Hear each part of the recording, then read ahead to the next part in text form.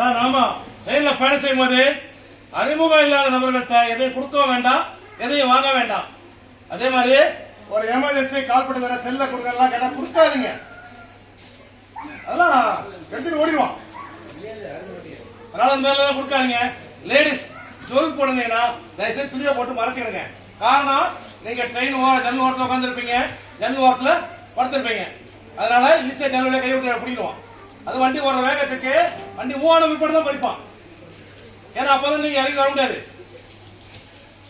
அதே மாதிரி ட்ரெயின்ல அறிமுகம் இல்லாத நபர்கள்ட்ட டீ, காபி, கூல் ட்ரிங்க்ஸ், தண்ணி, பிஸ்கட் இல்ல எனி தின்பண்டங்கள் எது கொடுத்தாலும் வாங்கி சாப்பிடுங்க. இதெல்லாம் ஆபத்தானது.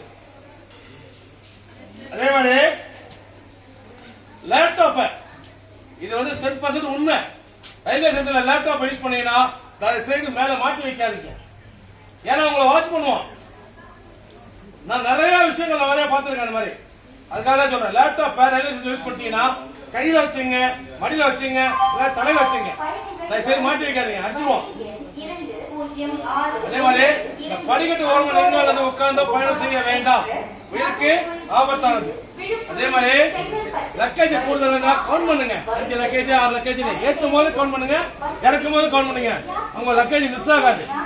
அதே மாதிரி அந்நிய நபர் யாரா இருந்தாலும் சரி நம்ப வேண்டாம். இதை கொஞ்சம் உபயோக பண்ணீங்கன்னா உங்களோட ஜேர்னி வந்து ஹாப்பியா இருக்கும். சரிங்களா? நன்றி, வணக்கம்.